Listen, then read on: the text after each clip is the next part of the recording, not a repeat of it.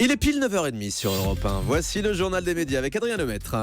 Bonjour Thomas, à la une aujourd'hui, les nouveautés à venir sur C8, l'énorme indemnité que va percevoir Disney suite au décès de Carrie Fisher et Jean-Baptiste Boursier de BFM TV va prendre la tête d'une émission politique.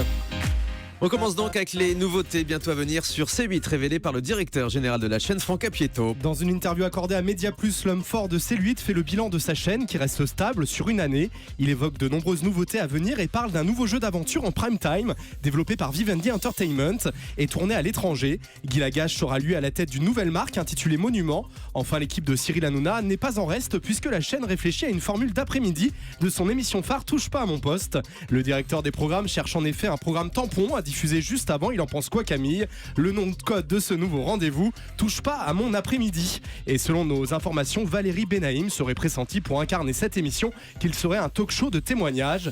L'équipe de Touche pas à mon poste, qui partira tourner prochainement sur une île, annonce Franck Apieto. Enfin, du côté des mauvaises nouvelles, Still Standing, le jeu de Julien Courbet, où des candidats chutent après leurs mauvaises réponses, passe à la trappe. Comme les candidats du coup.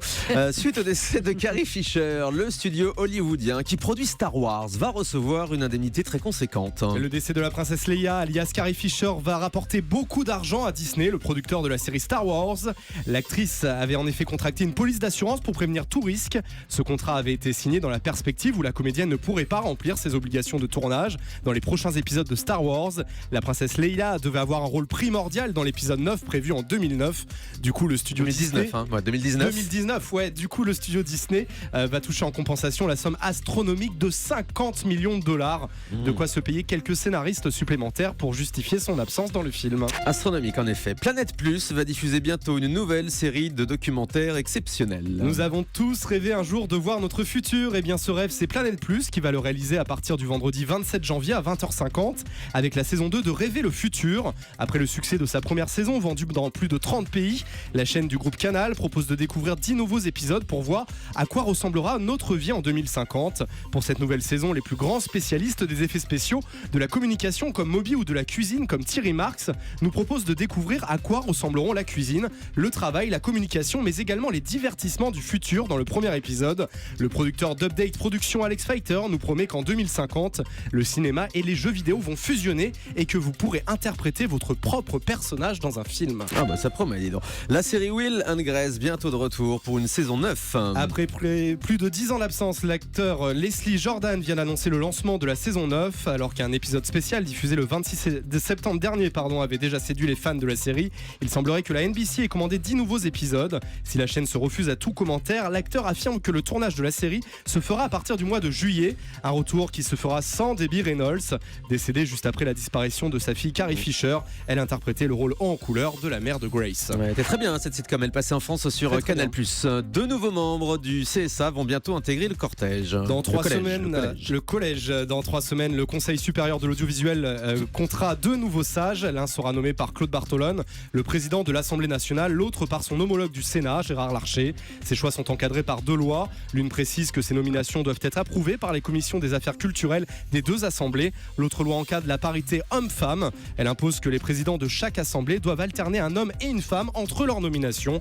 Le collège sera composé de 4 femmes et 3 hommes.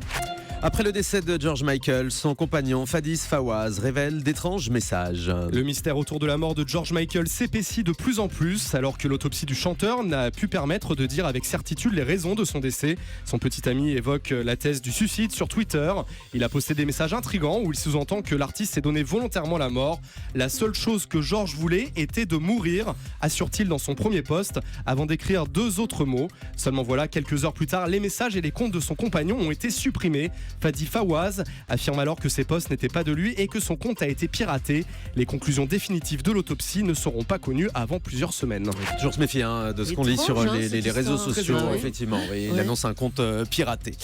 Jean-Baptiste Boursier, le présentateur de Grand Angle, chaque soir sur BFM TV, va prendre la tête d'un magazine politique. Et oui, ce dimanche 8 janvier, il remplacera Apolline de Malherbe à la tête de BFM Politique. C'est une émission de plus pour le présentateur de la chaîne Info qui officie déjà tous les jours dans son magazine Grand Angle. Il Il sera d'ailleurs en direct de Washington le 20 janvier prochain lors d'une édition spéciale consacrée à l'investiture de Donald Trump. BFM TV qui cette année, élection présidentielle oblige, renforce son service politique. La chaîne vient d'ailleurs de recruter Camille Langlade, ex-journaliste d'ITélé. Et journaliste d'Europe 1 aussi, Camille Langlade. Bien sûr. Elle a débuté ici à la rédaction d'Europe 1. Allez, on termine avec le chiffre du jour. Et 8, comme les 8 premières places de Facebook et Google dans le classement 2016 des applications pour mobile. Les deux géants américains trustent en effet le marché des applications avec leurs logiciels phares, parmi lesquels Facebook Messenger, YouTube, Google Maps, Gmail ou encore Instagram. A noter que Apple Music et l'application Amazon arrivent respectivement 9e et 10e de ce classement. Eh oui, hein, Facebook et Google, les applications les plus consultées sur votre mobile. Vous avez installé des applications, Julie, sur votre iPhone ou pas?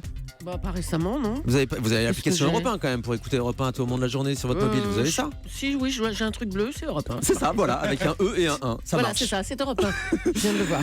Et puis un petit mot, tiens, maintenant notre grand sondage sur la personnalité TV de 2016. J'ai pas eu le temps de vous en parler hier, mais sachez que les votes se sont terminés le 31 décembre à minuit. Vous étiez très très nombreux à participer. Ça y est, nous avons nos deux gagnants dans la catégorie personnalité masculine et personnalité féminine. On vous révélera tous les résultats demain au cours d'une grande émission spéciale. On recevra évidemment les deux gagnants qui viendront chercher leur prix. Vous allez voir, on vous a préparé quelque chose d'assez magique. Ne manquez pas le rendez-vous. Donc demain, émission spéciale entre 9h et 10h pour le grand direct des médias avec vos deux personnalités TV de l'année.